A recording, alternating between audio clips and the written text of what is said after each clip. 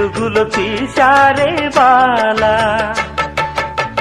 ఖైదీ ఉందా ఇదిగో ఇందా ఖైదీ కన్నయ్య కాదే, వీడికి అన్నయ్య వాడే. జగదేక వీరుడి కథ ఇది పాత పిక్చరు కదా. అతిలోక సుందరి తల అతికిస్తా పద.